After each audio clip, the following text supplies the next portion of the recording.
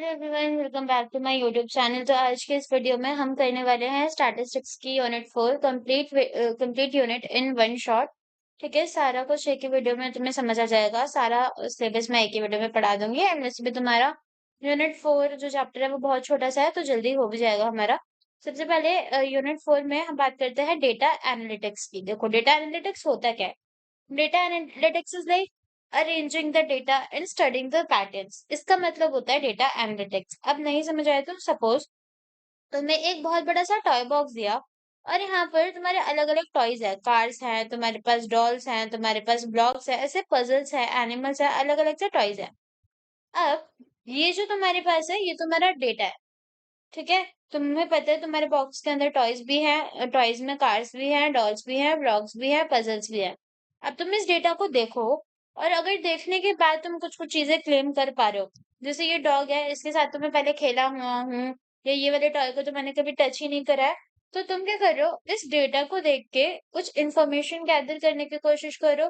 ठीक है, उनको काउंट कर रहे हो कि तुम्हारे पास एक नंबर के कितने कितने टॉयज हैं, है ना। सेम दिखने वाले कितने टॉयज है, पैटर्न फाइंड करने की कोशिश कर रहे हो कि इनमें से कौन सा है जिसको मैंने बिल्कुल नहीं खेला है, कौन सा टॉय है जिसके साथ मैंने बिल्कुल नहीं खेला है। तो ऐसे ही डेटा एनालिटिक्स में होता है। डेटा एनालिटिक्स इज लाइक तुम्हारे पास ये पूरे जैसे टॉयज है, वो डेटा गिवन है एंड गिवन डेटा के साथ you are trying to find some patterns, some information. So this is what we known as data analytics. It's simply like studying of data and studying of data, studying of information and finding smart answers, finding some patterns. Okay, it is clear. चलो, now move आगे। तो example में भी same ही है। Suppose तुम्हारे पास इतने सारे pairs दे रखे हैं, हम इसको ज्यूम करते हैं ये हमारा डेटा है। ठीक है, ये हमारा डेटा है। अब मैं पहले अपनी कार्स को देखती हूँ और मैं इसके बाद कुछ स्टेटमेंट्स देती हूँ, कुछ पैटर्न्स एनालाइज करती हूँ। ठीक है, कुछ नोटिस करती हूँ, जैसे I love playing with the car, with cars the most, या I hardly plays with animals. तो ये मैं अपने डेटा को लेकर कुछ चीजें डिफाइन कर रही हूँ, अपने डेटा को एनालाइज कर रही हूँ। ठीक है, अब डेटा एनालिटिक्स का यूज कहाँ पर होता है। ठीक है, डेटा एनालिटिक्स इज लाइक हम बहुत सारे डेटा गैदर कर रहा है और उस डेटा से कुछ कुछ इन्फॉर्मेशन निकालना चाह रहे हैं कि हो क्या रहा है, ये पता करना चाह रहे हैं कि एक्चुअल में हो क्या रहा है। और उस डेटा की मदद से हम बेटर चॉइसेस को कैसे ले सकते हैं। सपोज मैं एक ना रेस्टोरेंट खोलती हूँ और उस रेस्टोरेंट में मैं देखती हूँ कि सबसे ज्यादा जो मेरा लोग ऑर्डर करते हैं वो है छोले भटूरे। सबसे ज्यादा लोग छोले भटूरे ऑर्डर करते हैं। अब ये मेरे पास डेटा आ गया। अब मैं मेरा क्या काम है कि पहले तो मैंने डेटा दिया कि लोग छोले भटूरे मंगा रहे हैं, मतलब उनको ज्यादा प्रेफर कर रहे हैं वो मेरे होटल में छोले भटूरे। अब इसके बाद मैं अपने ही डेटा को लेकर कुछ और बेटर चॉइसेस बना सकती हूँ। मैं लिख सकती हूँ कि लोग ज्यादा छोले भटूरे मंगा रहे हैं, तो मैं इसको क्या करती हूँ, इसका प्राइस बढ़ा देती हूँ, तो मेरा ज्यादा प्रॉफिट हो जाएगा, है ना।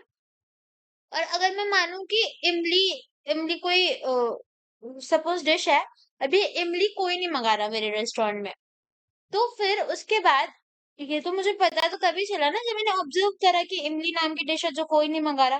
तो मैं फिर देखूंगी कि लोग क्यों नहीं मंगा रहे एंड सॉल्यूशंस का पता करूंगी और फिर आगे अपने फ्यूचर प्लान्स को देखूंगी। यही डेटा एनालिटिक्स होता है, देखना हो क्या रहा है, बेटर चॉइसेस बनाना, जो भी प्रॉब्लम्स आ रही है उनको फाइंड करना और फ्यूचर प्लानिंग करना। ठीक है, okay, this is like a very basic example, I don't think so you need that. Okay, अब डेटा एनालिटिक्स में हम कौन कौन से टूल्स यूज करते हैं, अभी तुम बच्चों की तरह समझो। ठीक है, छोटे बच्चे जैसे क्या करते हैं, कुछ भी काम करते हैं तो उनको जरूरत होती है पेंसिल्स की, स्केल की, है ना, क्रेयॉन्स की कलर करने के लिए। ऐसे ही जब हम बड़े लेवल पे डेटा को एनालाइज करते हैं हमें कुछ टूल्स की जरूरत होती है, जैसे Excel sheets, Google sheets, Python और R and charts and graph. Excel is like a small notebook. ठीक है, स्मॉल स्मार्ट नोटबुक, तुम सबने एक्सेल यूज करा होगा। गूगल शीट्स ऑनलाइन नोटबुक की तरह होती है एंड पाइथन और आर कुछ लैंग्वेजेस होती है। ठीक है, उसके बाद चार्ट्स एंड ग्राफ्स की हेल्प से हम उनको ड्रॉ कर सकते हैं और बना सकते हैं, डेटा को एनालाइज कर सकते हैं। ठीक है, instead of writing a lot of numbers हम डायरेक्टली पिक्चर्स ड्रॉ कर लेते हैं। जैसे सपोज मेरे पास बहुत अलग अलग डेटा है, तो मैं ऐसे पाई चार्ट बना दूंगी कि 50% लोग छोले भटूरे प्रेफर करते हैं, 2% लोग कुछ और खाना प्रेफर करते हैं। तो मेरे पास क्या डेटा बहुत ज्यादा है, but I am categorising my data, like not directly writing कि पहले पर्सन ने ये खाया, दूसरे पर्सन ने ये खाया, ऐसे करके नहीं। मैं जनरलाइज डेटा बना रही हूँ, जनरलाइज चार्ट बना रही हूँ, जिसको मैं पढ़ सकती हूँ डायरेक्टली। ठीक है। पाई चार्ट्स ऐसे ही बनते हैं, like a pizza with many slices. I hope तुम्हें समझ आ जाएगा। देखो, अब जब भी हम डेटा को देखते हैं, उसको स्टडी करते हैं, है ना? डेटा को देखने को हम बोलते हैं डेटा कलेक्शन। स्टार्टिंग में डेटा को कलेक्ट कर रहे हैं, फिर उसके बारे में कुछ कुछ स्टडीज करने को डेटा एनालिसिस बोलते हैं। देन अपने डेटा को जब हम इस फॉर्मेट में रिप्रेजेंट करते हैं कि हम पाई चार्ट्स बना रहे हैं या बार ग्राफ्स बना रहे हैं, तो उसको हम बोलते हैं डेटा विजुअलाइजेशन, और ये हमने पहले भी पढ़ा हुआ है। एंड देन उसके बाद कुछ कंक्लूड करने को डिसीजन मेकिंग बोला जाता है। ठीक है, इतना समझ आया? Okay, now we will move आगे। तो मैंने इतना तो तुम्हें समझाने के लिए बोल दिया। अब एक बार प्रोफेशनल डेफिनेशन देख लेते हैं कि अगर पेपर में आया व्हाट इज डेटा एनालिटिक्स, तो क्या लिखोगे? सो data analytics is the systematic computational analysis of data और स्टैटिस्टिक्स। तो बेसिकली कंप्यूटर के थ्रू जब डेटा को एनालाइज कर रहे हैं, दिस इज डेटा एनालिटिक्स। यहाँ पर हम डेटा को इंस्पेक्ट करते हैं, क्लीन करते हैं, ट्रांसफॉर्म करते हैं, एंड डेटा मॉडलिंग होती है to discover useful information, draw conclusion and support decision making। ये तो समझ आ गया कि डेटा की हेल्प से हम इंफॉर्मेशन गैदर करते हैं, कंक्लूजन्स पर आते हैं। लेकिन डेटा एनालिटिक्स के 4 स्टेप्स होते हैं जिनके थ्रू हम जाते हैं, और उसके बाद हम कंक्लूजन्स को बताते हैं, है ना? और अपने डिसीजन मेकिंग को सपोर्ट करते हैं, डिसीजन मेकिंग करते हैं। सबसे पहला होता है इंस्पेक्शन। जो भी डेटा मेरे पास है, मैं उसके पैटर्न्स को आइडेंटिफाई करूंगी, ट्रेंड्स को आइडेंटिफाई करूंगी। ट्रेंड्स मतलब जो बहुत ज्यादा उस टाइम पे चल रहा है, वैसा कुछ, है ना? ट्रेंड्स तो तुम्हें पता ही होगा। तो जो भी मेरे पास डेटा आता है, सबसे पहले हम इंस्पेक्शन करते हैं, किसका? पैटर्न्स फाइंड करने की कोशिश करते हैं, ट्रेंड्स फाइंड करने की कोशिश करते हैं। देन हम डेटा क्लीनिंग करते हैं। क्लीनिंग मतलब जो भी हमारे पास बहुत अननेसेसरी डेटा आ गया, जिसकी हमें जरूरत नहीं है, ठीक है, या फिर इरेलीवेंट है, इनएक्यूरेट है, उसको हम निकाल देते हैं, क्योंकि इतना ज्यादा डेटा रखना इज एक्चुअली डिफिकल्ट। और उसके बाद उसमें भी अगर फालतू डेटा हमारे पास ज्यादा होगा, तो वो हमारे लिए वैसे भी यूजफुल है नहीं। उसके बाद हम रॉ डेटा को सुटेबल फॉर्मेट में डालते हैं, ताकि हम उसको अच्छे से एनालाइज कर पाए। And then machine learning apply करते हैं उस पे, एल्गोरिदम टेक्निक्स अप्लाई करते हैं, so that we can extract the insights. So these are the 4 steps of data analytics. First is inspection, where we are inspecting the patterns, the trends, then cleaning the inaccurate data and the data which is irrelevant, then transformation, when we are just converting our raw data into suitable format. And then last is modelling, जो अपने machine के अंदर अपना वो data डाल रहे हैं, and अपना उन डेटा को एक्सट्रैक्ट करने के लिए टेक्निक्स का यूज कर रहा है। ओके, तो डेटा एनालिटिक्स का मेन मेन पर्पस क्या है? ताकि हम रॉ डेटा को देखें और उनसे कुछ मीनिंगफुल इंसाइट्स को ले पाए। इतना समझ आ गया? अब यहाँ पर 2-3 चीजें मैंने पहले भी तुम्हें बताई थी कि inform decision making, prediction of future trends, optimisation of process, and identification of problem और अपॉर्चुनिटीज। इन 4 चीजों के लिए हम डेटा एनालिटिक्स को करते हैं, है ना? डेटा की स्टडी करके किसी डिसीजन पर पहुंचना है, और फ्यूचर में क्या क्या फेमस होने वाला है, उनके प्रोडक्शन प्रिडिक्शंस के लिए भी डेटा एनालिटिक्स का यूज होता है। प्रोसेस को ऑप्टिमाइज करने के लिए भी यूज होता है। अब जो डेटा एनालिटिक्स है, वो टोटल होते हैं 4 तरह के, है ना? डिस्क्रिप्टिव, डायग्नोस्टिक, प्रिडिक्टिव और प्रिस्क्रिप्टिव। डिस्क्रिप्टिव मतलब यहाँ पर हम पुरानी हिस्ट्री वाले डेटा की बात कर रहे होते हैं, है ना? हम हिस्टोरिकल डेटा की हेल्प से उसको पढ़ते हैं, ताकि हम तब से अब तक क्या क्या चेंजेस हुए हैं, उनके बारे में पढ़ पाए, है ना? डिस्क्रिप्टिव पहले के चेंजेस के बारे में पढ़ पाए। डायग्नोस्टिक इज लाइक पहले ये जो हुआ था, इसके पीछे का रीज़न क्या था? डिस्क्रिप्टिव में हम पढ़ रहे हैं पहले क्या-क्या हुआ था, पास्ट में क्या-क्या हिस्टोरिकल डेटा हम उठा रहे हैं, और फिर अंडरस्टैंड कर रहे हैं ये चेंजेस हुए थे। पर डायग्नोस्टिक में वी आर इन्वेस्टिगेटिंग कि पहले के टाइम से अब के टाइम में जो चेंजेस हुए, वो हुए क्यों? जैसे पहले लोग फ़ोन्स नहीं यूज़ करते थे, बट अब करते हैं, तो उसके पीछे का रीज़न क्या है? प्रिडिक्टिव में हम अपने मॉडल्स, अपने मशीन लर्निंग की हेल्प से फ्यूचर के आउटकम्स का पता लगाते हैं। जैसे कभी-कभार बोलते हो ना कि अभी तो नॉर्मल दाम है पेट्रोल का, फिर बहुत बढ़ जाएगा, या फिर अभी आने वाले टाइम में प्याज का रेट बहुत बढ़ जाएगा। So these are like we are predicting the future अपने पुराने मॉडल्स को देख के, है ना? प्रिस्क्रिप्टिव लाइक अब जो भी हमने डेटा को प्रिडिक्ट करा उसके बाद हमें क्या करना चाहिए, जैसे डॉक्टर ने प्रिस्क्रिप्शंस देता है तुम्हें, ऐसे समझो कि हमने पूरा डेटा एनालाइज कर लिया, अब एक्चुअल में हमें क्या करना है। So these are the four data analytics types: descriptive, diagnostic, predictive and prescriptive. Now कौन कौन से कॉमन टूल्स यूज होते हैं, मैंने थोड़ा सा तुम्हें पहले आइडिया दिया था। प्रोग्रामिंग लैंग्वेजेस में पाइथन और आर यूज होती है। टूल्स में हम एक्सेल का यूज कर सकते हैं, डेटाबेस हम एसक्यूएल या मोंगोडीबी दोनों बना सकते हैं, एंड लाइब्रेरीज में भी generally do use numpy, pandas and matplot library. Okay, अब ये डेटा एनालिटिक्स कौन कौन से सेक्टर्स में ज्यादा करा जाता है, जनरली जितनी भी कंपनीज होती है वहां पर करा जाता है। सोशल मीडिया ट्रेंड को एनालाइज करने के लिए, क्योंकि हम ट्रेंड्स वगैरह देखते हैं ना काफी सोशल मीडिया में, ये पॉपुलर है ये पॉपुलर है, तो उसके लिए किया जाता है। फाइनेंशियल एनालिसिस के लिए करा जाता है, हेल्थ केयर डेटा प्रोसेसिंग के लिए करा जाता है। तो हेल्थ केयर सेक्टर हुआ या बिजनेस हुआ या सोशल मीडिया हो गया या इंजीनियरिंग प्रोसेस इंप्रूवमेंट, मैन्युफैक्चरिंग, सब में इसका यूज होता है। ठीक है, now we will study vector space. So these are the professional definition for your exams, but उससे पहले I want कि तुम अच्छे से समझो, तो उसके लिए I created a kids explanation, so let's look at this। तो देखो, वेक्टर स्पेस को ना एक बहुत अच्छे तरीके से समझते हैं। मानो ये मेरे पास एक जगह है जहां पर मेरे पास एक रोबोट है ना। अब यहाँ पर मैं एक नंबर ले लेती हूँ x और एक नंबर ले लेती हूँ y।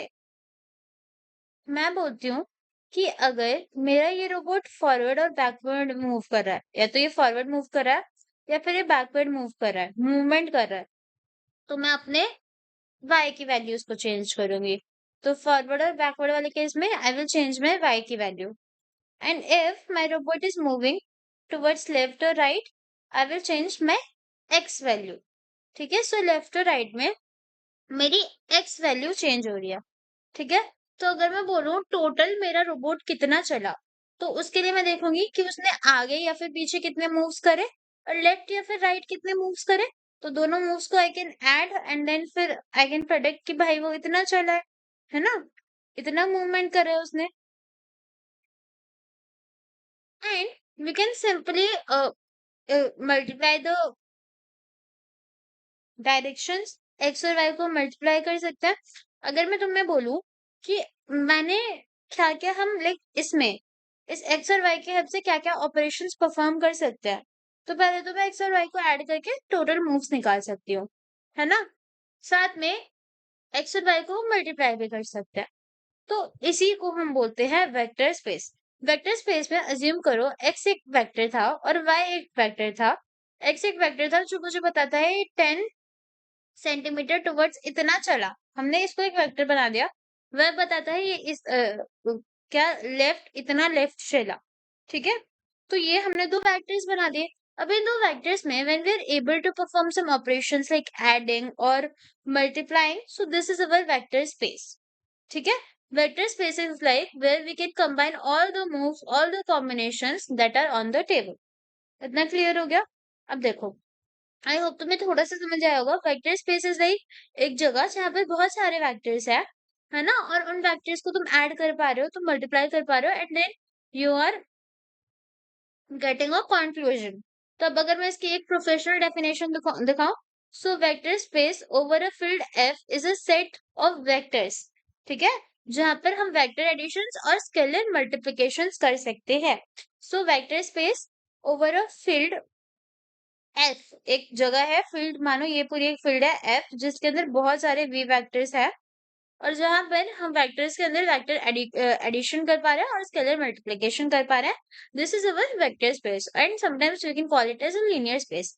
वेक्टर एडिशंस कैसे हो जाएंगे, मेरे पास दो वेक्टर्स हैं u और v, और मैं उन दोनों को ऐड कर रही हूँ, दिस इज वेक्टर एडिशन। और समटाइम्स स्केलर क्वांटिटीज को हम मल्टीप्लाई भी कर सकते हैं, सो दिस इज स्केलर मल्टीप्लिकेशन। अब जो वेक्टर्स हमारे पास होता है उनमें अलग अलग प्रॉपर्टीज लगती है, जैसे कम्यूटेटिविटी। अगर मैं दो वेक्टर्स को ऐड करूं तो ऑर्डर नहीं मैटर करता, u प्लस वी करूं या v प्लस यू करूं एक ही बात है।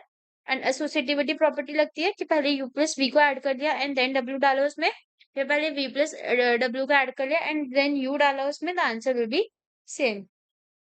Now we can talk about existence of additivity inverse. तो यहाँ पर हमारे पास एक प्रॉपर्टी होती है एडिटिव इनवर्स की। ये बोलेगा कि अगर वेक्टर है, एक स्मॉल वेक्टर v है जो मेरे वेक्टर के सेट से बिलोंग करता है, तो उसी सेट में एक नेगेटिव वेक्टर भी होगा जो मेरा प्रेजेंट होगा उस सेट के अंदर। सो दिस इज एडिटिविटी इनवर्स के अगर सपोज मेरा एक सेट है वेक्टर कैपिटल वी, जिसके अंदर मेरे बहुत सारे वेक्टर्स है, वी हुआ, यू हुआ, so there will exist a minus V and minus U also in the vector space. So this is additive inverse property. Okay, now distributive laws for both scalar and vector addition, ये सारे हमारे exams होते हैं। इतना समझ आ गया। Vector space अगर बोला तो क्या है, वेक्टर स्पेस इज लाइक किसी एफ फील्ड में बहुत सारे V set of set V है, ठीक है, वी लाइक वेक्टर्स हैं जहां पर अलग अलग ऑपरेशंस परफॉर्म हो रहा है। साथ में वेक्टर्स के अंदर एक्सियम्स होते हैं, axioms are the rules that we follow in vector space. So vectors can follow commutativity, we can add the vectors in any order, associativity and additive inverse, existence of a zero vector. ठीक है, so in our vector set there always exists a zero vector, and when we add this zero vector with the normal vector, the result will be the normal vector. Suppose एक vector है मेरे पास 2 vector, it's like I have 2 vector plus एक है मेरे पास zero vector, when I'm adding it I am getting a 2 vector। एक बड़ा सा set है V जिसके अंदर मेरा 2 वेक्टर भी बिलोंग करता है और जीरो वेक्टर भी बिलोंग करता है। इतना क्लियर हो गया, इतना समझ हो गया। ओके, तो अगर मैं वेक्टर स्पेसेस की बात करूं तो अज्यूम करो मेरे पास जो वेक्टर्स है 2,3। अब ये ऐसे लिख देती हूँ 2,3। अब इन वेक्टर्स पे I can perform addition operations and I can perform scalar multiplications, right. तो इसको मैं बोलूंगी ये मेरा वेक्टर स्पेस के अंदर है, ठीक है। So the set of all 2D vectors are square like 2,3 हुआ, 0,1 हुआ, ये सारे 2D वेक्टर्स है जिनके अंदर हम एडिशन और स्केलर मल्टीप्लिकेशंस कर सकते हैं in a field over the field R. So these all are vector spaces. अगर न्यूमेरिकल एग्जांपल देखें, ठीक है, मुझे बोला मेरे पास दो वेक्टर्स दे दिए u और v। अब इस पे मुझे एडिशन करना है और स्केलर मल्टीप्लिकेशन करना है, बहुत सिंपल है। अगर u प्लस v करना है तो 2 प्लस माइनस 1 कर देंगे, कॉमा 3 प्लस 4 कर देंगे, the answer will B 1,7। It printed 2 times, okay forgot it. Okay, और मल्टीप्लिकेशन के लिए 2 को -1 से मल्टीप्लाई करेंगे।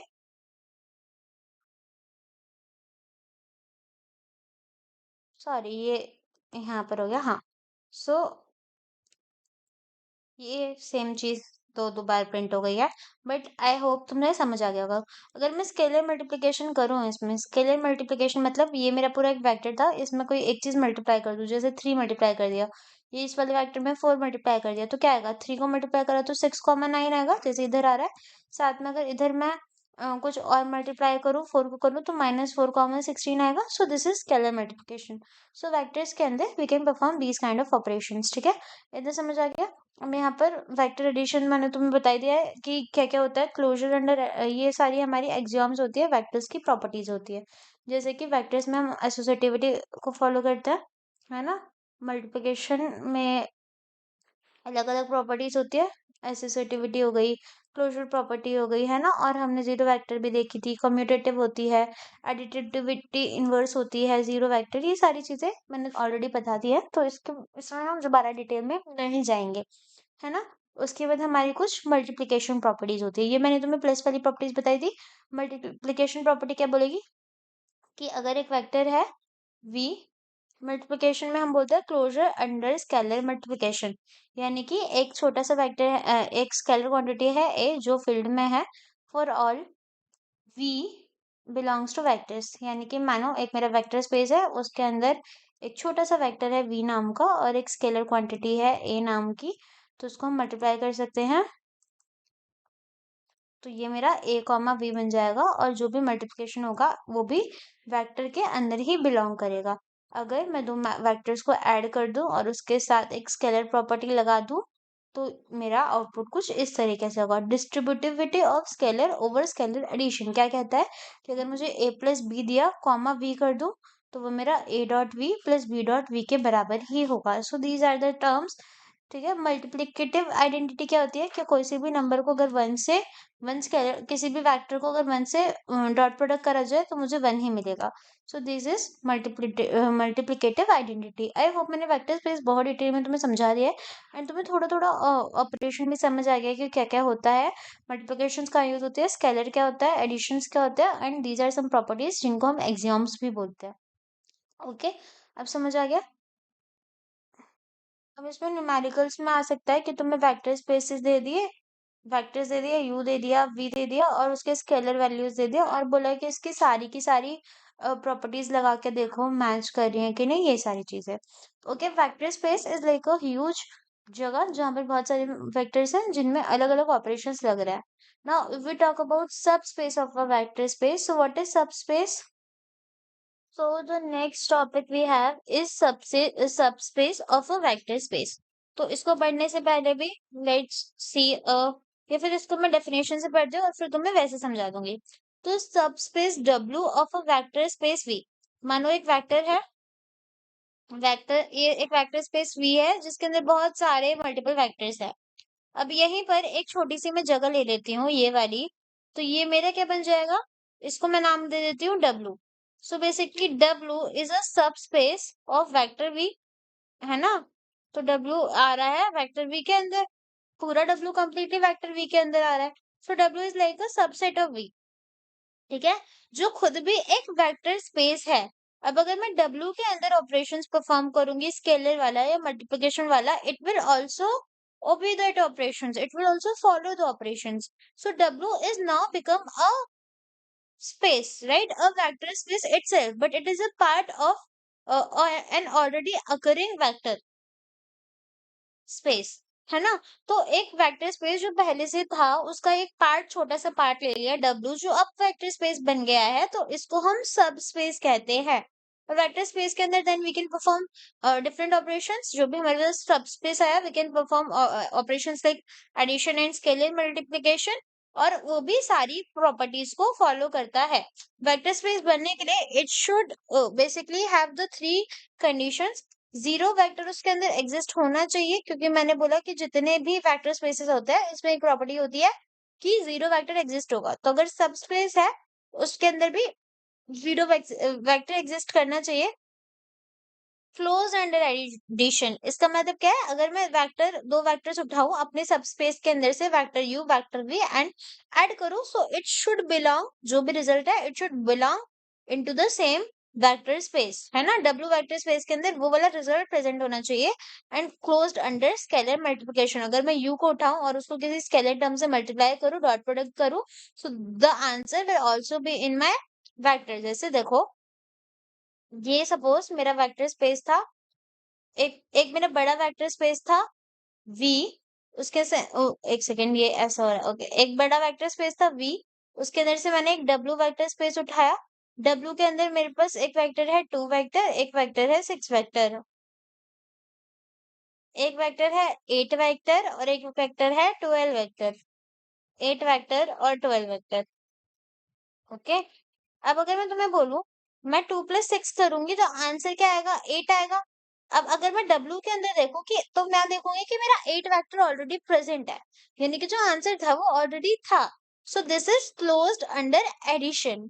एंड अगर मल्टीप्लाई करूं 2 vector into 6 vector, so the answer will be 12 vector and it is also present in the W space, right. So we can claim that ये भी क्लोज्ड अंडर मल्टीप्लिकेशन है। सो वेक्टर स्पेस के लिए सब space, vector space को अगर हम ले रहे हैं किसी already pre occurred vector space से और हम उसको क्लेम करें कि वो सब स्पेस है, सो it should follow the three properties. Okay, it is clear. अब देखो यहाँ पे मैं डायरेक्ट तुम्हें एक न्यूमेरिकल दिखा देती हूँ सो दैट तुम्हें समझ आ जाए कि कैसा सीन है। मानो हमें देखा दिया कि जो वेक्टर है उसके अंदर R2 ऐसे डिफाइन है ना, एक वेक्टर लिया R2। अब यहाँ पर मुझे बोला कि मेरे पास दो वेक्टर्स बने W है ना, अब प्रॉपर्टी एक्स, अच्छा ये चीज हमने डबल बार लिखी दी है, x1 बिलोंग्स टू R2 जहां पर y is equals to 2x दे रखा है। मुझे चेक करना है कि ये सब्जेक्ट है कि नहीं। तो मैं सबसे पहले क्या करूंगी, सबसे पहले सब्जेक्ट चेक करने के लिए हम देखते हैं जीरो वेक्टर एग्जिस्ट कर रहा है कि नहीं। तो मैं देखूंगी y is equals to 2x है, जहां पर जो भी मैं y और x में वैल्यूज डालूंगी it should belongs to my R2, है ना। अगर मैं x के अंदर 0 डालती हूँ तो मेरा y भी 0 हो रहा है, यानी कि मुझे 0,0 रिजल्ट मिल रहा है। और x और y दोनों मेरे R2 के अंदर बिलोंग करेंगे, यानी कि 0,0 is also belonging to my R2, यानी कि v। So I can claim that yes it is a zero vector, है ना। अगर इनमें से किसी भी दो वेक्टर्स को मैं ऐड करूं, मतलब x के अंदर 1 2 डाला, 2 4 डाला, तो आंसर मेरा 3 6 आ रहा है ना। तो यहाँ पर ये भी बिलोंग करेगा। और अगर एक सेट ऑफ रिलेशंस है तो इट विल आल्सो बिलोंग, है ना। किन्हीं भी दो नंबर्स को मल्टीप्लाई करूँ so it should also belong into the particular vector space. सो ये सारी चीजें हैं। इतना क्लियर हो गया, समझ आया। तो देखिए इसको हम बोलेंगे कि R2 एक सबस्पेस है। जो भी चीजें हो just check the three properties. Now we are moving towards linear combinations. Okay, so linear combination of vector v1 v2 is a vector space V in an expression in the form a v1 plus a 2 v2। ये सारी चीजें। तो linear combination का मतलब क्या हुआ, ये एक वेक्टर स्पेस है V, है ना। एक वेक्टर स्पेस है जिसके अंदर जितने भी वेक्टर्स है उनको हम लिख रहे हैं multiplying the scalar products and the vectors and adding them. अगर इस फॉर्म में लिख रहे हैं तो इसको लीनियर कॉम्बिनेशन बोलते हैं, जहां पर a1 a2 these are the scalar fields and v1 v2 these all are the vector fields। hope you understand। Linear combination is like, जब तुम वेक्टर स्पेस की बात करो, वेक्टर स्पेस हमने पढ़ लिया क्या होता है। वेक्टर स्पेस के अंदर जब तुम्हें a1 v1 plus a2 v2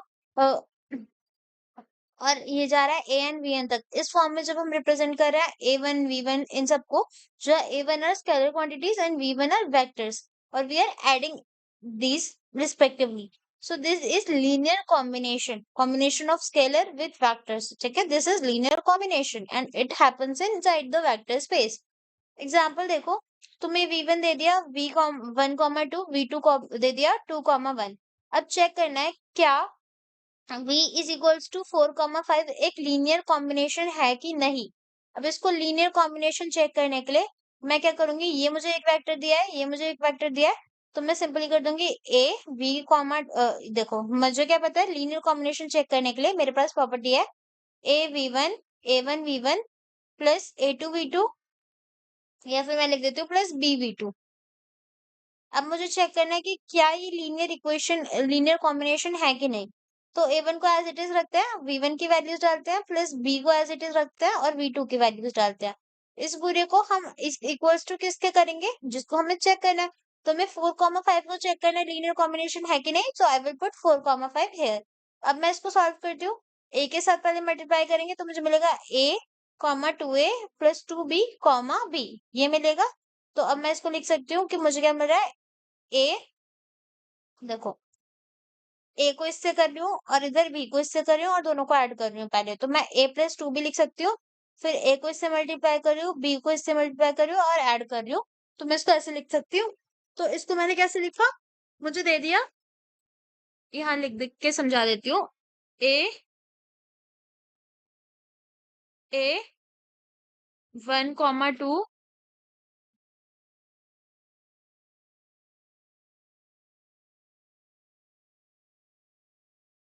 plus b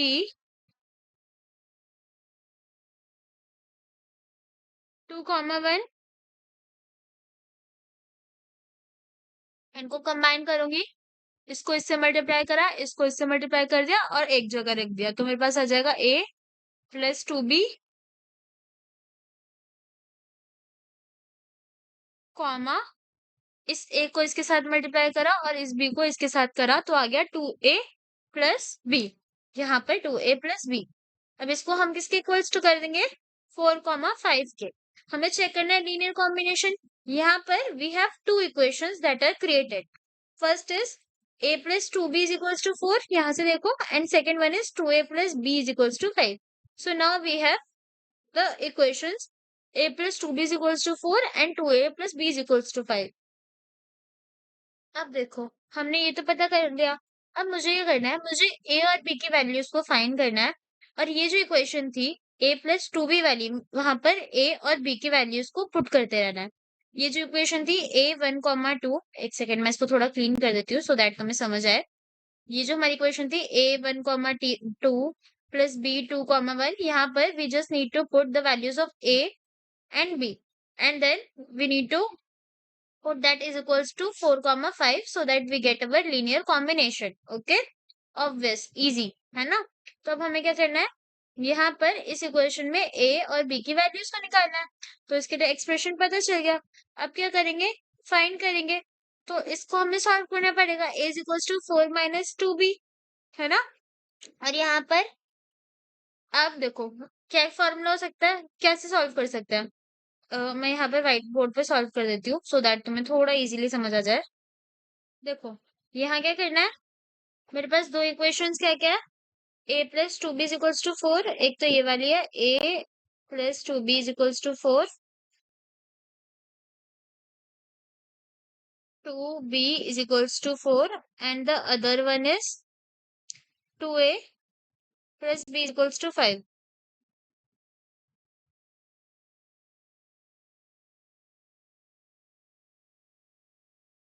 तो मैं क्या कर सकती हूँ, मैं देखती हूँ कि इस वाली पूरी चीज को यहाँ पर, इस पूरी चीज को अगर मैं यहाँ भेज दूँ तो मुझे a की वैल्यू मिल जाएगी। तो मैं यहाँ पर रेड पेन से a की वैल्यू निकालती हूँ, which is a is equals to 4 minus 2b। अब इस a की वैल्यू को I am going to put in this equation and I will get something. यहाँ देखो क्या हुआ, जब पुट करा तो मुझे क्या मिल रहा है, यहाँ पर ये 5 के बराबर था, ये पूरा था। अब यहाँ पर देखो तो तुम्हें पता है कि यहाँ हमें डायरेक्ट b की ही वैल्यू निकालनी है, कुछ और नहीं निकालना। तो यहाँ से b की वैल्यू मेरी 1 आई, और जब b की वैल्यू को इसमें पुट करेंगे तो a की वैल्यू मेरी 2 आई, है ना। तो a मेरा हो गया 4 माइनस 2 1। तो यहाँ पर 4 माइनस 2 इंटू 1, तो यहाँ पर a की वैल्यू 2 आ गई और b की 1 आ गई। अब इसमें को इधर पुट कर देंगे, सो a क्या हो जाएगा 2 comma 1 by 2, sorry 1 2 bracket 1 comma 2 plus b क्या हो जाएगा 1 bracket 2 comma 1 which is equals to 4 comma 5। So this is our linear combination. I hope तुम्हें अब ये समझ आया कि लीनियर कॉम्बिनेशन क्या होता है। ये वही हमारी किड फ्रेंडली एक्सप्लेनेशन है and I don't think so तुम्हें इसकी जरूरत है, कॉज मैंने तुम्हें डायरेक्टली समझा दिया, इजी था। नाउ अब आते हैं स्पैन पर। स्पैन है क्या, देखो स्पैन क्या होता है। स्पैन इज लाइक तुम्हारे पास वेक्टर्स है बहुत सारे, उन वेक्टर्स के जितने पॉसिबल लीनियर कॉम्बिनेशंस बन सकते हैं, जैसे a1 v1, a2 v2, a3 v3, इस सबको एक सेट जैसे स्ट्रक्चर में तुम डाल दो। जितने पॉसिबल लीनियर कॉम्बिनेशंस बन रहे हैं उन सबको एक सेट जैसे स्ट्रक्चर में डाल दो, सो दिस इज योर स्पैन, है ना। Linear combination is simple a1 v1, यही सब होता है। अब इसको you need to put like a set जैसा structure, so this is your what span. So the span of a set of vectors, बहुत सारे वेक्टर्स हैं तो उनका स्पैन क्या होगा, वेक्टर स्पेस है एक, उस वेक्टर स्पेस के अंदर बहुत सारे वेक्टर्स हैं। अब उसके अंदर जितने भी वेक्टर्स है सबका मैं पॉसिबल लीनियर कॉम्बिनेशन लिख दूं, so this is what we called as span. ठीक है, समझ आया। मानो तुम्हें वेक्टर दे दिया v1 is equals to 1 comma 2, v2 is equals to 2 comma 1। अब इसका स्पैन निकालना है। स्पैन के लिए तुम्हें क्या लिखना पड़ेगा, v1 कॉमा v2। तो यहाँ पर कैसे निकलेगा, a 1 comma 2 plus b 2 comma 1। तो यहाँ पर जितने भी मुझे वेक्टर्स देते हैं मैंने उनको लीनियर कॉम्बिनेशन की फॉर्म में डाल दिया है ना। जब पे मैं बोल सकती हूँ a भी बिलोंग कर रहा है रियल नंबर्स को, सो this is what my span. अब यहाँ पर क्वेश्चन आ जाएगा कि चेक करो 4,5 भी क्या मेरा स्पैन के अंदर बिलोंग कर रहा है कि नहीं। तो जैसे हमने पहले निकाला था कि a मेरा 2 था, b 1 था, है ना। ये इतना तो हमने पहले ही सॉल्व करा था। अब यहाँ पर मुझे देखना है a और b दोनों कैसे होने चाहिए, रियल होने चाहिए। a भी बिलोंग्स टू r, तो वो हमारा स्पैन हो जाएगा। तो यहाँ पर 4 5 दोनों बिलोंग करेगा स्पैन के अंदर क्योंकि दोनों ही रियल नंबर्स है। ठीक है, और वेक्टर्स, वेक्टर यहाँ पर देखो a की वैल्यू आई थी 2, b की आई थी 1, है ना। अब अगर चेक करना है ये स्पैन है कि नहीं, तो एक तो तुम रियल नंबर से भी देख सकते हो, बट रियल नंबर्स भी ऐसे तो सारे नंबर्स रियल होते हैं तो क्या सब नंबर स्पैन होंगे। तो इसको हम चेक कर लेते हैं कि a क्या v1 के अंदर जितने एलिमेंट्स है उनमें से कोई है, और b क्या v2 के अंदर जितने एलिमेंट्स है उनमें से कोई है। तो देखो v1 के पास हमारा 1 और 2 ही है, और यहाँ पर a भी 2 है, और v2 के अंदर मेरा 2 और 1 है और b भी 1 है, यानी कि a और b दोनों v1 और v2 के अंदर आ रहे हैं। सो दिस इज स्पैन, है ना, दिस इज स्पैन। ये समझ आ गया। तो सिंपली हमने देखा कि जब ए और बी की वैल्यू निकाली, वो हमारा V1 और V2 के अंदर से ही आ रहा है। तो इस पूरे को पुट करने के बाद ही तो मुझे 4,5 मिलेगा। तो जब सब वेक्टर के अंदर है ना? तो 4,5 भी वेक्टर के अंदर ही होगा एंड स्पैन भी होगा। इतना क्लियर हो गया? So we are moving next. I am skipping this one. एक बार छोटा सा क्वेश्चन है। तुम्हें मानो V1 दे दिया 1,0, V2 दे दिया 0,1। अब इसका बोला कि इसको स्पैन के फॉर्म में रिप्रेजेंट करो। So span is like representing linear combination. तो तुम यहाँ पर क्या कर सकते हो? V,0 को, अब कुछ नहीं दे रखा है, स्केलर क्वांटिटी नहीं है, तो तुम इसको x से मल्टीप्लाई कर सकते हो और इसको y से कर सकते हो। और ये किसके बराबर होगा? x, y के, है ना? सो इस तरीके से you can create the entire 2D plan is spanned by these two vectors, है ना? You can create these two vectors। इस तरीके से you can create spans। इतना समझ आ गया? अगर मैं एकदम बात करूँ तो मैंने तुम्हें ऑफिशियल प्रॉपर प्रोफेशनल डेफिनेशन भी बता दी एंड एक क्वेश्चन भी करवा दिया। Now the second, not second but the next topic is linear independence. Okay, linear independence. Linear independence क्या होता है? देखो, लीनियर इंडिपेंडेंस जब भी याद आए तुम देखो, it will be related to something like linear combination. तो मैं इसका लीनियर कॉम्बिनेशन बना लूं। जितने भी वेक्टर्स है A1 V1 plus A2 V2, अगर ये सारे मेरे जीरो हैं, इन सबका सम करने पे मुझे जीरो मिल रहा है, इसका मतलब क्या होगा? A1 भी जीरो होगा, A2 भी जीरो होगा, है ना? सो इसको लीनियर इंडिपेंडेंसी बोला जाता है। सो लीनियर इंडिपेंडेंसी इज लाइक तुम्हें सेट ऑफ वेक्टर्स दे दिए, वेक्टर स्पेस के अंदर के सारे वेक्टर्स दे दिए, वो लीनियर इंडिपेंडेंट कब होंगे? जब इनका लीनियर कॉम्बिनेशन हम निकालेंगे and that will be equals to zero. और जीरो तो किस वजह से होगा? क्योंकि उनके स्केलर प्रोडक्ट्स भी जीरो के बराबर है। This means the only way to express the zero vector as a linear combination of the vector is by making all coefficient zero। तो अगर मुझे किसी को लीनियर इंडिपेंडेंट प्रूव करना है, मुझे उसके कोफिशिएंट्स को जीरो कर देना होगा एंड देन चेक करना पड़ेगा। अगर कोई नॉन जीरो सॉल्यूशन एग्जिस्ट कर रहा है तो वो लीनियर डिपेंडेंट है ना? अगर सबको इनकी जगह पर, एक ही जगह पर जीरो रखा, उसके बाद भी मुझे जो आंसर है वो जीरो नहीं मिल रहा है, यानी कि वो जो भी हमारा सॉल्यूशन आएगा that is linear dependent. But अगर solution will be zero, so it means it is linear independency. समझ आ गया? क्वेश्चन देखते हैं। तुम्हें वेक्टर दे दिया 1,0 और दूसरा वेक्टर दे दिया 2,0,1, है ना? दो वेक्टर्स गिवन है। चेक करो whether it is linear independent और नॉट। तो इसको मैं कैसे लिख सकती हूँ? पहले तो मैं इसको लीनियर कॉम्बिनेशन में लिखूंगी चेक करने के लिए।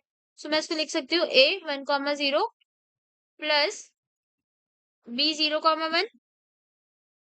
अब हमें क्या देखना है कि लीनियर कॉम्बिनेशन के लिए we put 0,0, right? We put A को जीरो और बी को जीरो।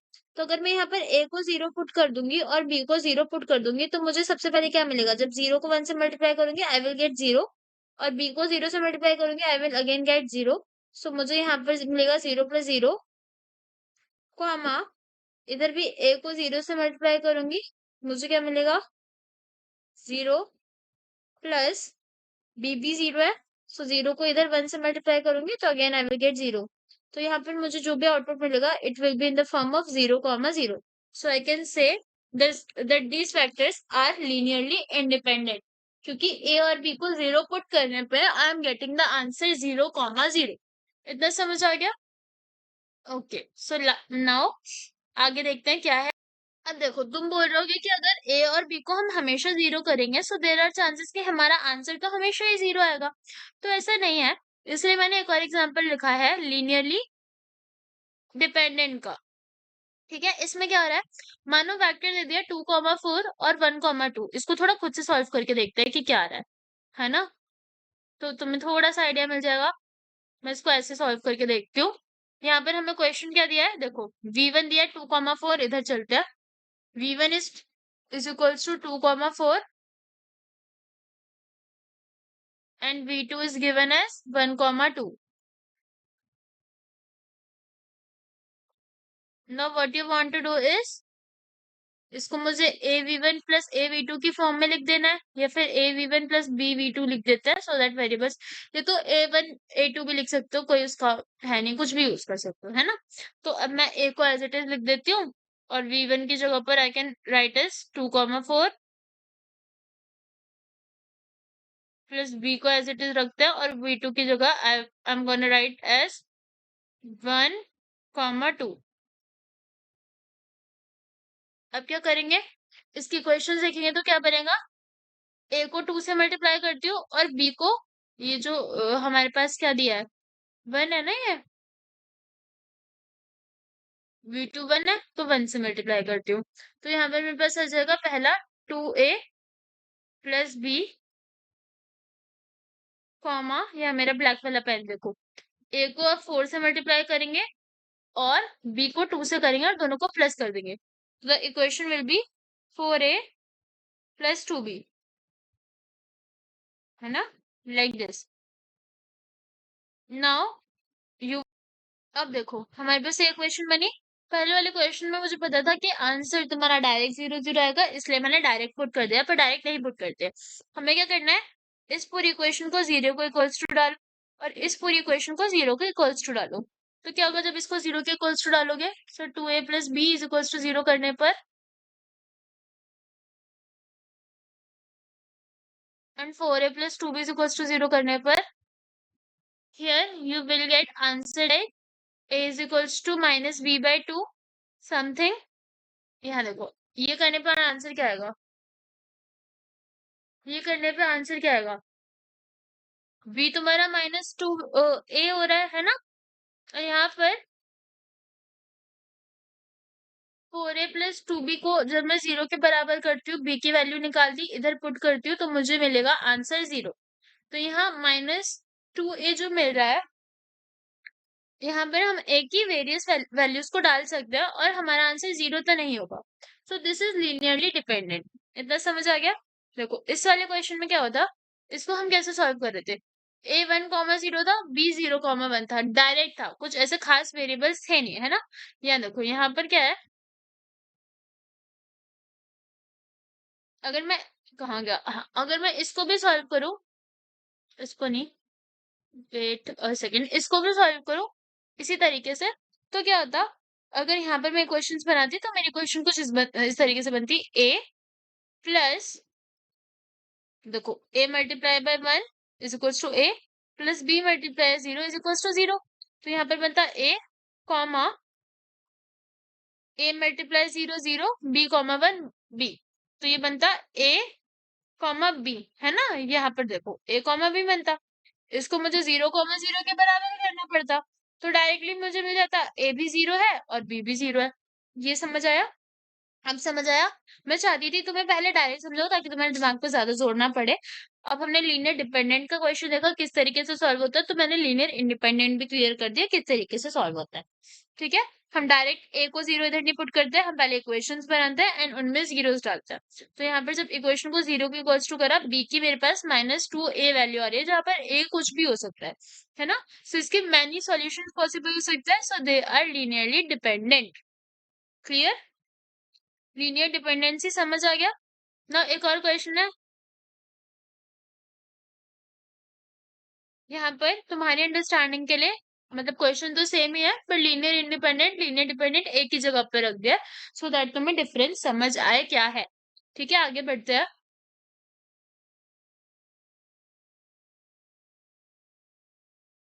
ठीक है, अब यहाँ देखो, अगर एक प्रॉपर डेफिनेशन की बात करूं, तो यहाँ तो तुम्हें समझ नहीं आएगी, मैं तुम्हें स्क्रीनशॉट वाली डेफिनेशन ही लगाती हूँ। एक सेकेंड रुको, यहाँ देखो, अगर डेफिनेशन की बात करें तो लीनियर इंडिपेंडेंट में तुम्हें क्या लिखना है कि लीनियर कॉम्बिनेशन जो भी होता है, जब इसको इज इक्वल्स टू 0 पुट करेंगे, तो A1 A2 ये सब भी 0 आना चाहिए, है ना। यानी कि ये पूरा अगर मेरा 0 हो रहा है, क्योंकि A1 A2 ये मेरा 0 आ रहा है ना, ये 0 हो रहा है, ये सारे कोफिशिएंट 0 हो रहा है, इस वजह से we can say it is linear independent.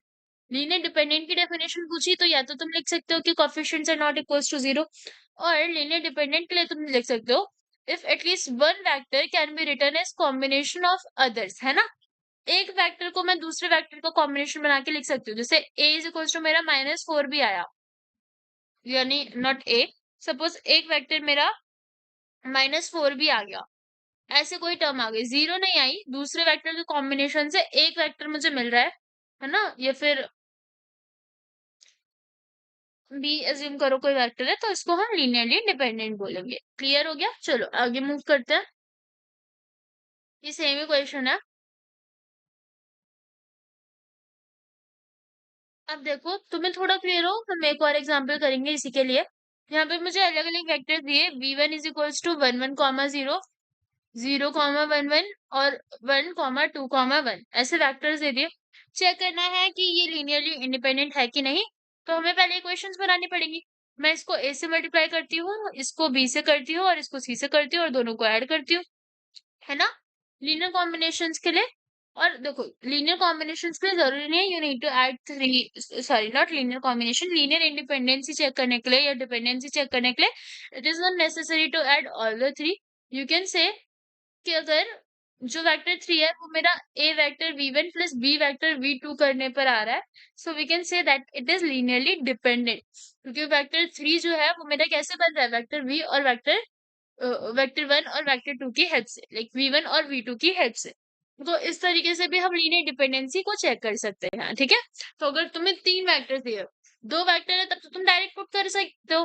अगर तुम्हें 3 वेक्टर दिए और बोला कि नाउ चेक द डिपेंडेंसी, तो देखना कि अगर दो वेक्टर्स को कंबाइन कर कर तुम्हारा तीसरा वाला बन रहा है, यानी कि वो तीसरा वाला डिपेंडेंट होगा दोनों वेक्टर्स पे।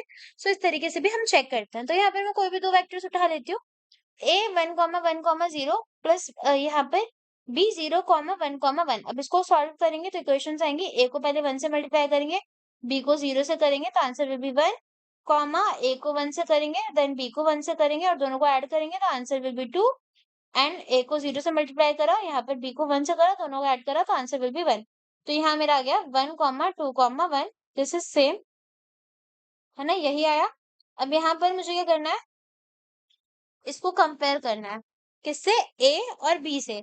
तो यहाँ मैं देख लेती हूँ, ये 1,2,1 मेरा कैसे आ रहा है, यहाँ मैं लिख देती हूँ a, ये वाला a, ये मेरा 1 है, यहाँ पर b मेरा 1 है और 2 मेरा आ रहा है a प्लस b करने पर, है ना, दोनों को कंबाइन करने पर, a और b की वैल्यूज को कंबाइन करने पर मुझे 2 मिल रहा है, जहां पर b मेरा 1 था। तो यहाँ मैं देख सकती हूँ कि जब मैंने इन दो वेक्टर्स को सॉल्व करा, मेरा आंसर ये आया 1,2,1, which is equals to my third vector, है ना, सेम है, थर्ड वेक्टर के बराबर है। तो यहाँ पे मैं कह सकती हूँ ये सारे लीनियरली डिपेंडेंट है ना। आई होप तुम्हें linear independent linear dependent clear हो गया होगा। ठीक है, समझ आया कैसे सॉल्व करते हैं। या तो अगर दो ही तुम्हें वेक्टर्स दिए हैं तो जीरोस पुट करके देख लो डिपेंडेंसी और इंडिपेंडेंसी का, तीन दिए हैं तो फाइंड करो कि दो को ऐड करने के बाद क्या तीसरे वाले के कहीं से भी इक्वल आ रहा है। सो अगर आ रहा है तो it will be linear dependent. समझ आ गया। अब next topic is basis and dimension. तो देखो बेसिस एंड डायमेंशंस होता क्या है, मैंने तुम्हें एक वेक्टर स्पेस दिया, ये v3 बार लिखा हुआ है, इसका मतलब वन ही है, एक ही v है, कंफ्यूज नहीं होना। तो बेसिस का मतलब क्या होगा, तुम्हें एक वेक्टर स्पेस दिया है जहाँ पे बहुत सारे सेट ऑफ वेक्टर्स है। अब वो वेक्टर्स अगर दो कंडीशंस सेटिस्फाई करे कि जो वेक्टर्स है वो आपस में लीनियरली इंडिपेंडेंट हो और स्पैनिंग हो रही हो, यानी कि हर वेक्टर के लिए उनका लीनियर कॉम्बिनेशन रिटर्न है, सो इसको हम बोलते हैं बेसिस वेक्टर्स, है ना। ये वाले वेक्टर्स मेरे पास हो गए बेसिस वेक्टर्स। तो एक वेक्टर स्पेस में बेसिस कौन से हुए, वो वेक्टर्स पहला जिनके सारे लीनियर कॉम्बिनेशंस प्रेजेंट है, यानी कि स्पैनिंग हो रखी है, साथ में वो वेक्टर्स आपस में लीनियरली इंडिपेंडेंट है, तो इसको हम बोलते हैं basis. So the basis vector are the small building blocks that can use to make बाकी वेक्टर्स इन द स्पेस, है ना। अगर सिंपल डेफिनेशन देखो तो वेक्टर के अंदर, मतलब ये जो वेक्टर स्पेस है इसके अंदर तुम्हारे पास बहुत सारे वेक्टर्स होंगे जिनको कंबाइन करके तुम न्यू वेक्टर्स बना सकते हो, उनके एडिशंस करके डिलीशंस करके, तो उसको हम बेसिस बोलेंगे। लेकिन the vectors should be linearly independent and have perform spanning, कि उन सबका लीनियर कॉम्बिनेशन हो, तो इसको हम बोलते हैं basis. Now if I talk about dimension, तो डायमेंशन क्या होगी, किसी भी वेक्टर स्पेस V की is the number of vectors in any basis, है ना।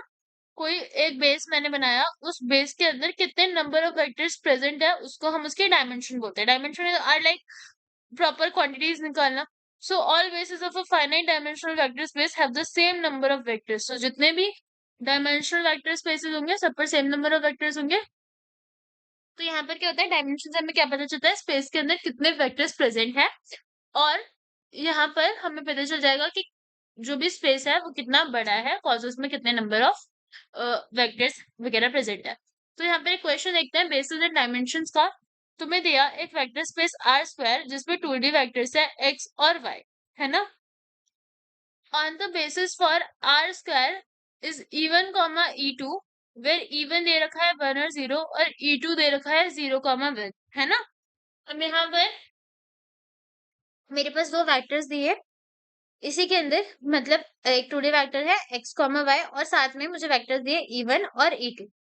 अब यहाँ पर से अगर मैं इनकी लीनियर कॉम्बिनेशन करूं तो मैं कुछ ऐसे कर सकती हूँ कि x मेरा क्या हो जाएगा E1, यहाँ फिर ऐसे कर सकती हूँ, वेक्टर क्या होगा x E1, यहाँ पर x E1। सपोज चेक करना है कि ये बेसिस ऑफ वेक्टर है कि नहीं। तो यहाँ मुझे क्या दिया, एक वेक्टर स्पेस दिया x कॉमा वाई और E1 E2 की बेसिस दिए कि जो E1 वेक्टर है इसमें है मेरे पास 1 कॉमा 0, ये वेक्टर से जो बेसिस है, और E2 में ये वेक्टर से जो बेसिस है। तो उनको मैं कैसे लिख सकती हूँ, x को E1 वाले के साथ मल्टीप्लाई कर देंगे प्लस y को E2 के साथ मल्टीप्लाई कर देंगे and now we have a new vector. अब चेक करना है ये वेक्टर भी बेस है कि नहीं। So it should follow two properties. यहाँ पर E1 E2 हमें पता है लीनियरली डिपेंडेंट नहीं है, लीनियरली इंडिपेंडेंट है, ठीक है। तो इसको मैं बोल सकती हूँ ये बेसिस फॉर्म कर रहा है। चेक करने के लिए तुम चेक कर सकते हो, मैंने बताया हुआ कैसे लीनियरली इंडिपेंडेंट डिपेंडेंट चेक करते हैं। और यहाँ पर dimension is 2 because there are 2 basis vector.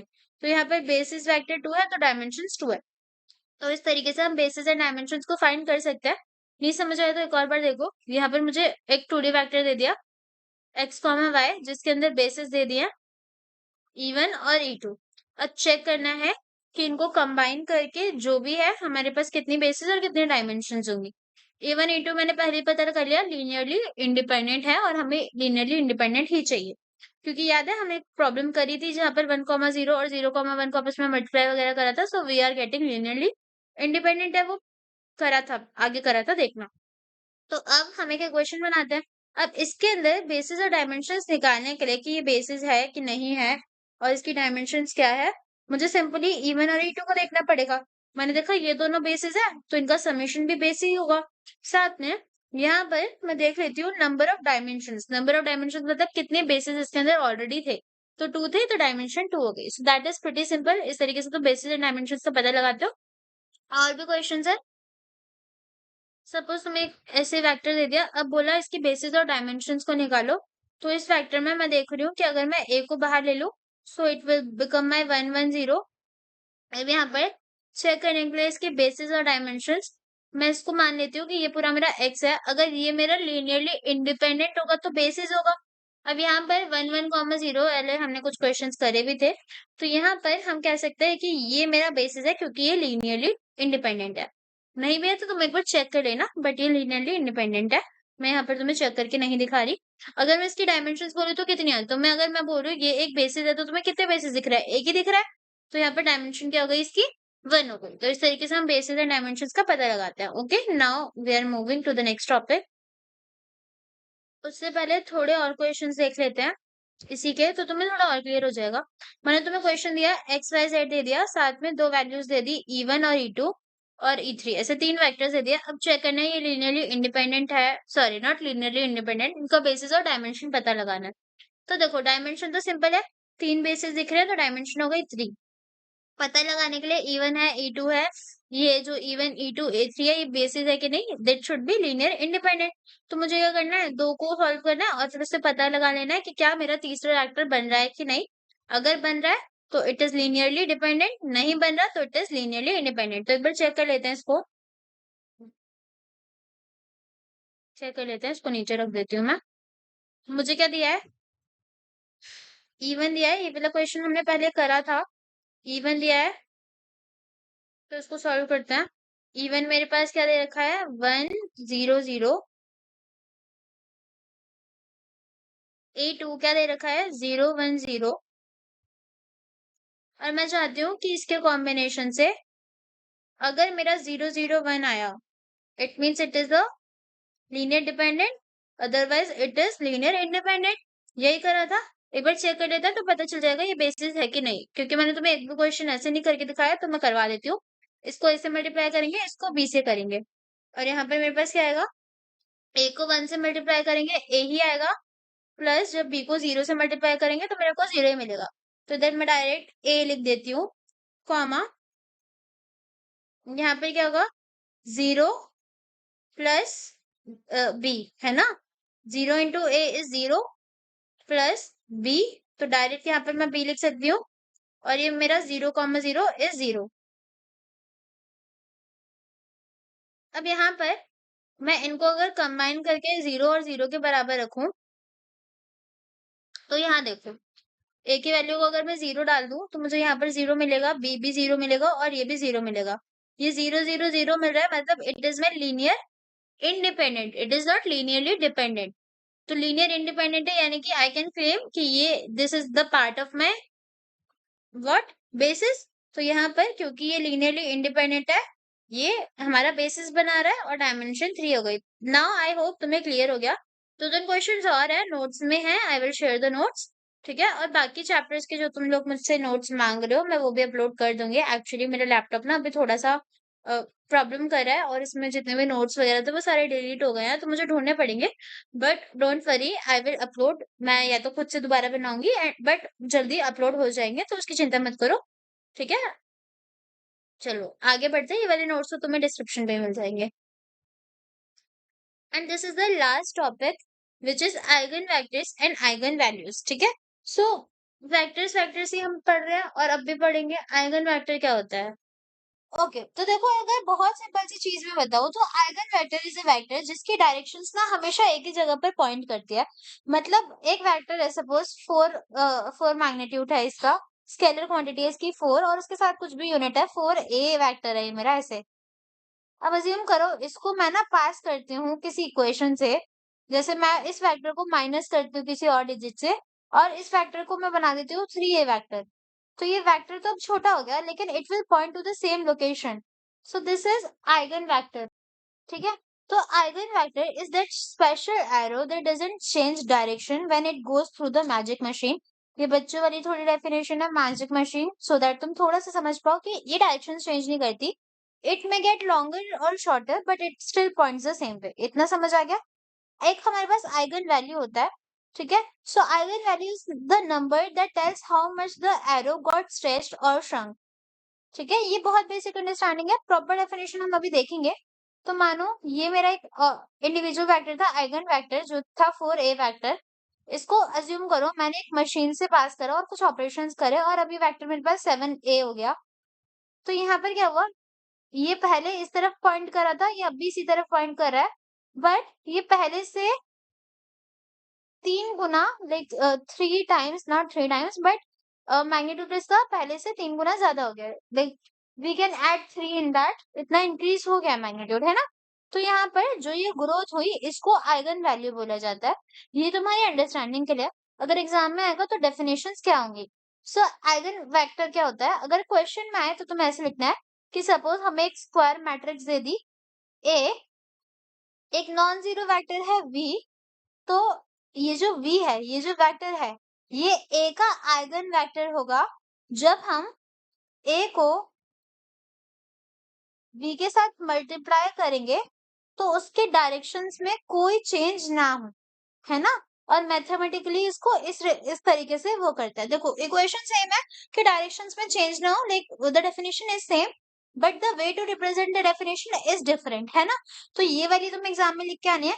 कैसे लिखोगे, सपोज कोई स्क्वायर मैट्रिक्स ए है जो एक नॉन जीरो वेक्टर के साथ हम मल्टीप्लाई करते हैं जिसको, तो उसके बाद वो या तो श्रिंक हो सकती है या स्ट्रेच हो सकती है, but without changing its direction, and it is represented as a lambda is equals to lambda v, sorry a v is equals to lambda v, जहां पर ए हमने देखा एक मैट्रिक्स है and v is a non zero vector. ठीक है, ठीक है, अब यहाँ पर ये जो v होते हैं ये नॉन जीरो वेक्टर होता है, और लैम्डा एक स्केलर क्वांटिटी होती है। ठीक है, इतना समझ आ गया आइगन वेक्टर्स क्या होता है? ओके, आइगन वैल्यू क्या होती है? ये जो लैम्डा होता है ना, जिसको हम मल्टीप्लाई कर सकते हैं, है ना, सो दैट ये हो श्रिंक हो वैल्यू या बढ़े, तो उसके लिए हम v को एक लैम्डा से बड़े वाले लैम्डा से मल्टीप्लाई करते हैं। So the lambda is actually the eigen value corresponding to the eigen vector. ठीक है, आई होप तुम्हें समझ आ गया होगा। नाउ अगर मैं तुम्हें बोलूं कि तुम्हें आइगन वैल्यूज निकालनी है, तो तुम्हें किसकी वैल्यू निकालनी पड़ेगी? लैम्डा की। लैम्डा निकालने के लिए हम क्या कर सकते हैं? v को एक तरफ रखा और इस इक्वेशन को ऐसे लिख सकते हैं, है ना, ऐसे लिख सकते हैं। देन हमें क्या करना होता है? हमें निकालना है लैम्डा। हम क्या करते हैं? इस वैल्यू का डिटर्मिनेंट निकालते हैं और उसको 0 के बराबर पुट करते हैं। ठीक है, एक इक्वेशन बनती है, उस इक्वेशन से हम वैल्यूज को निकालते हैं। अभी हम क्वेश्चन करेंगे तो तुम्हें समझ आएगा कि किस तरीके से निकाली जाती है वैल्यूज। तो यहाँ पर देखो, एक क्वेश्चन है जहाँ पर हमें आइगन वैल्यू और आइगन वेक्टर निकालना है। मैं डायरेक्ट तुम्हें इधर करके दिखाती हूँ, सो दैट तुम कंफ्यूज ना हो एंड तुम्हें क्लियर समझ आए। मैं सॉल्व करके दिखा दूंगी, डोंट वरी। ओके, क्वेश्चन है a is equals to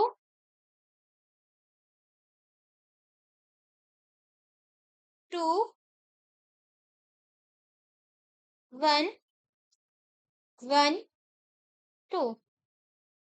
ठीक है, अब इसकी तुम्हें आइगन वैल्यू और आइगन वेक्टर निकालना है। तो आइगन वेक्टर के लिए equation we no is v, रुक जाओ, इक्वेशन क्या होती है? यहाँ देखो, मैं तुम्हें रिकॉल करवाती हूँ इधर से। ये देखो, एक सेकेंड, क्या हो जाता है ये? इक्वेशन होती है a v equals to lambda v, पर मेन जो होती है वो हम यही लिखते हैं, है ना। तो मेन इक्वेशन मैं लिख देती हूँ, which is a minus lambda I into v, पूरे को v से मल्टीप्लाई करेंगे इज इक्वल्स टू 0, है ना। ये इक्वेशन होती है। यहाँ से देख के लिख ली, सो दैट जब तुम प्रैक्टिस करो तुम्हें भी समझ आए कैसे कैसे करा है। Solutions I will not send ये वाले व्हाइट बोर्ड वाले, बट ये वाले सॉल्यूशंस मैं तुम्हें भेज दूंगी। ठीक है, इतना समझ आ गया? ओके, मैं एक ही प्रॉब्लम करवाऊंगी, बाकी मैं तुम्हें होमवर्क दे दूंगी। जो ज्यादा सिमिलर हुई, अगर मुझे कुछ डिफरेंट प्रॉब्लम लगी तो वो करवा दूंगी। अब मैंने बोला हमारा स्टेप होता है कि मुझे a माइनस लैम्डा का डिटर्मिनेंट निकालना है। तो मैं यहाँ पर क्या लिखूंगी? देखो, सबसे पहले मैं लैम्डा ए में ए की वैल्यूज को ना पुट कर देती हूँ। तो ए क्या हो जाएगा? 2 1 1 2, है ना। अगर मैं बोलूँ माइनस लैम्डा आई, यानी कि माइनस लैम्डा करना है। और आई क्या होता है? आई तुमने पढ़ी थी ना आइडेंटिटी मैट्रिक्स पहले, 1 0 0 1 वाली, यही तो होती है, यही होती है। इस पूरे का हमें डिटर्मिनेंट निकालना है ना। और उसको हमें किसके इक्वल्स करना है? 0 के। डिटर्मिनेंट हमारा किसके इक्वल जाएगा? 0 के। तब इसको सॉल्व कैसे करेंगे? देखो, यहाँ पर मैं तुम्हें पैरेलल में ये वाले भी सॉल्यूशन दिखा रही हूँ, सो दैट तुम्हें दिक्कत ना हो।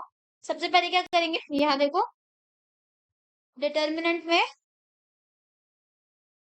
2 माइनस लैम्डा कर देंगे। 1 माइनस लैम्डा 0 1 ही हो जाएगा। तो यहाँ पर डिटर्मिनेंट मेरा कैसे निकलेगा? 2 माइनस लैम्डा, यहाँ 0 ही है, तो 1 माइनस 0 लैम्डा करेंगे तो सिर्फ 1 ही आएगा। यहाँ पर 1 माइनस लैम्डा 0 करेंगे तो 1 ही आएगा। और यहाँ पर 2 माइनस लैम्डा को 1 से मल्टीप्लाई करना है, तो क्या बनेगा? 2 माइनस लैम्डा, ये बनेगा इज इक्वल टू 0। अब डिटर्मिनेंट निकालना तो आता होगा, पता है ना कैसे निकालते थे डिटर्मिनेंट? इस वाले को इससे मल्टीप्लाई करते हैं, माइनस इस वाले को इससे मल्टीप्लाई करते हैं। तो जब 2 माइनस लैम्डा को 2 माइनस लैम्डा से मल्टीप्लाई करेंगे तो हमारे पास आएगा 4। पहले मैं लिख लेती हूँ, मतलब 2 माइनस लैम्डा को होल स्क्वायर करना है, माइनस 1 इंटू 1 तो 1 ही होगा। अब यहाँ पर देखो, इसको सॉल्व करेंगे तो मेरे पास क्या आया? 2 माइनस, ये देखो हमारी यही इक्वेशन बन गई जो इधर मांगी है, सेम इक्वेशन बन गई।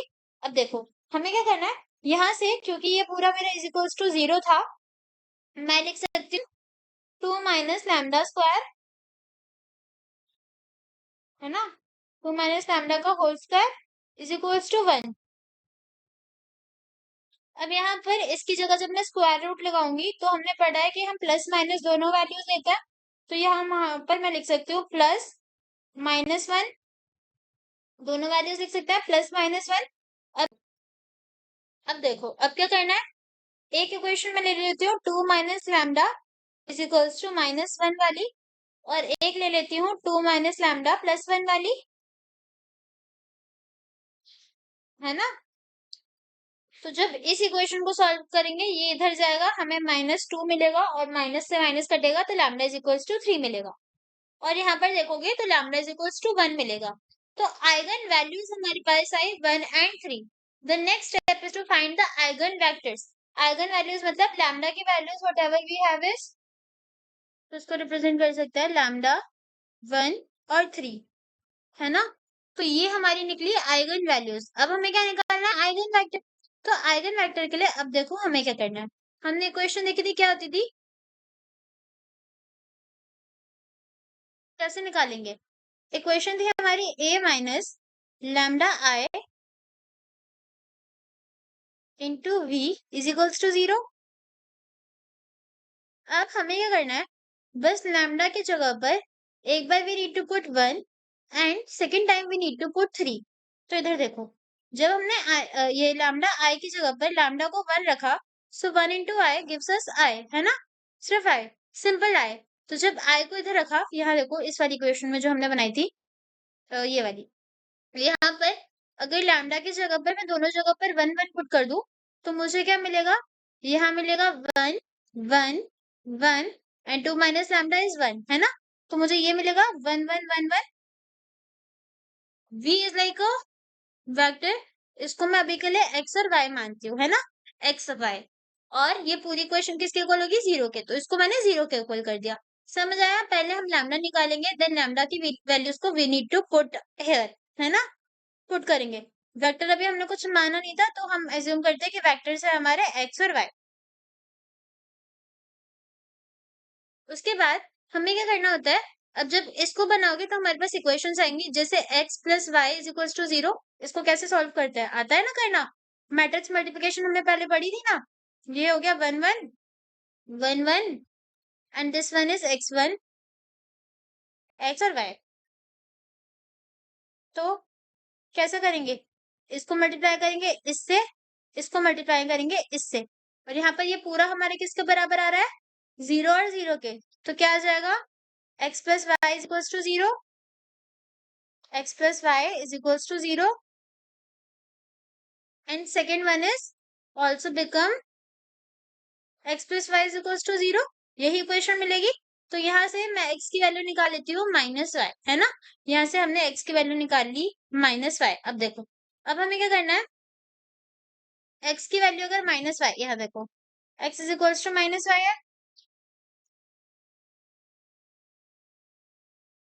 अभी तक हमने आइगन वैल्यूज निकाली थी। अगर मैं बोलूं मुझे आइगन वेक्टर निकालना है, तो मुझे v निकालना पड़ेगा। आइगन वेक्टर मेरा क्या था, ये देखो, अगर मेरी इक्वेशन थी, क्लियर कर देती हूँ। अगर मेरी इक्वेशन थी a minus lambda I into v, तो यहाँ पर मैंने बोला कि ये है मेरा आइगन वैल्यू, v है मेरा आइगन वेक्टर, और ये पूरा 0 के बराबर होता है। अभी मुझे इस आइगन वेक्टर की वैल्यूज निकालनी है, क्लियर हो रहा है, v की वैल्यूज निकालनी है। और v के लिए right now we are assuming कि अभी है x और y, और फिर हम x और y की वैल्यूज निकालेंगे। ये समझ आया, ये क्लियर हुआ। अब यहाँ से देखो, तो हमने देखा कि जब x को 1 पुट करेंगे तो y -1 आएगा, x को ये पुट करा तो वो आएगा। तो यहाँ पर मैं क्लियरली लिख सकती हूँ कि अगर x को 1 पुट करूंगी तो y -y आएगा। तो इस तरीके से हमने पहली वैल्यू निकाली, जब पहला वेक्टर की वैल्यू निकाली जब लैम्डा हमें 1 था, 1 गिवन था। अब निकालेंगे व्हेन लैम्डा इज 3। तो यहाँ पर सिंपली 1 की जगह पर 3 पुट करेंगे, है ना। कैसे होगा, यहाँ देखो, इसको नीचे कर देती हूँ सो दैट कंफ्यूज ना हो। क्या होगा, a minus lambda I v is equals to 0,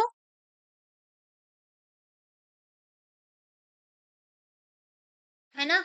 एक काम करूं, मैं v को इधर भेज दूं, तो मेरा a minus lambda I is equals to,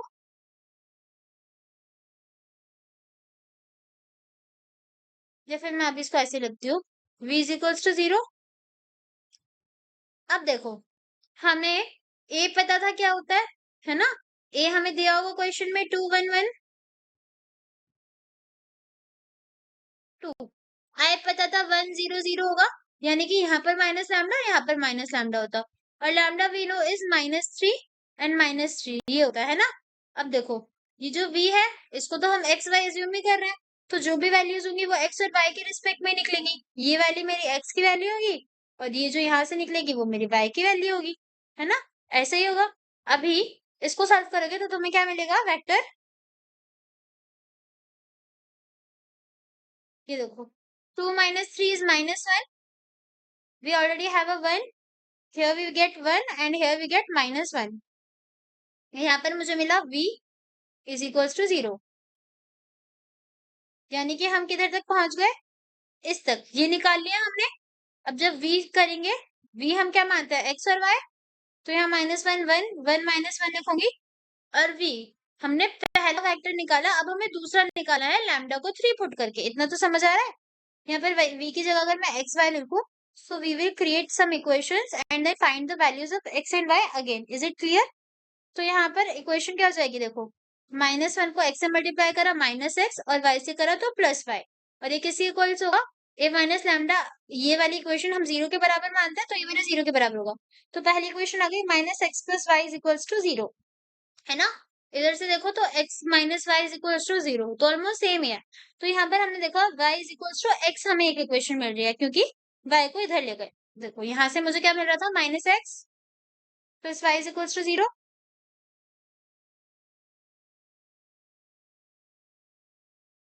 x मुझे माइनस में दिख रहा है, मैं इधर ले जाऊंगी तो प्लस में हो जाएगा, तो मुझे y is equals to x मिलेगा। पहली इक्वेशन में देखो जब हम x को पुट कर रहे थे, y को पुट कर रहे थे, सॉरी x को पुट कर रहे थे नेगेटिव, तो y पॉजिटिव मिल रहा था, तो कुछ -1 और 1 का बन रहा था। अब यहाँ पर x और वैल्यू y की जो वैल्यू मिली, इससे अगर मैं वेक्टर बनाऊं तो मैं देखूंगी कि x अगर मेरा 1 होगा सो y विल ऑल्सो बी 1। कब, जब मेरी आइगन वैल्यू 3 है, यानी कि लैम्डा 3 है। और यहाँ पर जब लैम्डा 1 था तो मेरी -1 और 1 समथिंग निकली थी, है ना। वो एक बार चेक कर लेंगे। ये समझ आ गया। ये दूसरा क्वेश्चन आ गया।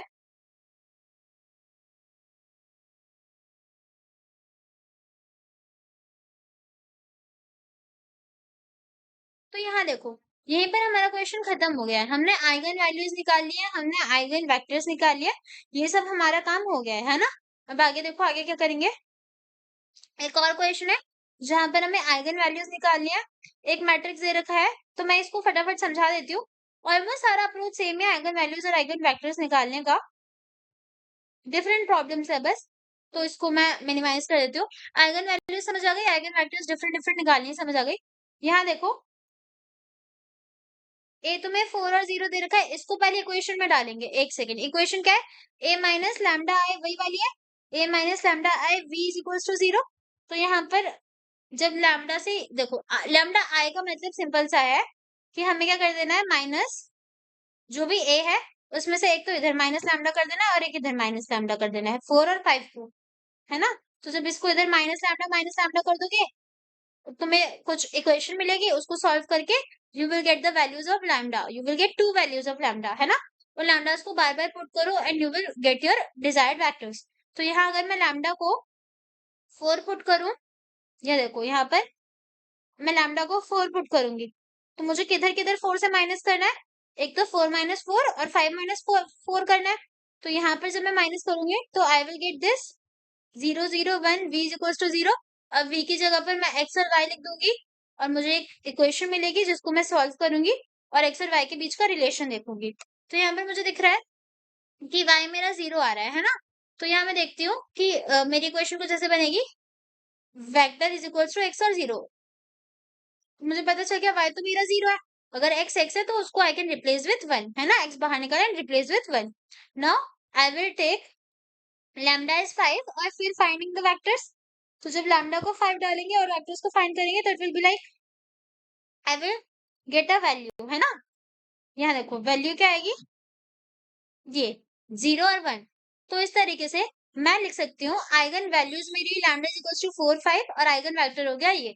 दिस इज वेरी सिंपल, इतना ही एग्जाम में आता है। एक और क्वेश्चन है, तुम खुद से ट्राई कर सकते हो, वो सिमिलर है ना। और देख लेती हूँ नोट्स में, बाकी कुछ तो है नहीं, ठीक है। तो इतनी ही थी तुम्हारी unit according to your syllabus. I hope मैंने सब कुछ पढ़ाया हो और बहुत अच्छे से क्लियर करने की कोशिश की है। अगर तुम्हें समझ आया और तुम अब तक वीडियो देख रहे हो तो वीडियो को लाइक कर देना, चैनल को सब्सक्राइब कर देना एंड वीडियो वीडियो को ज्यादा से ज्यादा शेयर करना, ताकि तुम्हारे फ्रेंड्स तक भी पहुंचे, सबकी हेल्प हो जाए और मेरा मोटिवेशन बना रहे ऐसी और वीडियोस बनाने का। बाकी नोट्स का लिंक डिस्क्रिप्शन में मिल जाएगा, चिंता बिल्कुल नहीं करनी। All the very best for exams.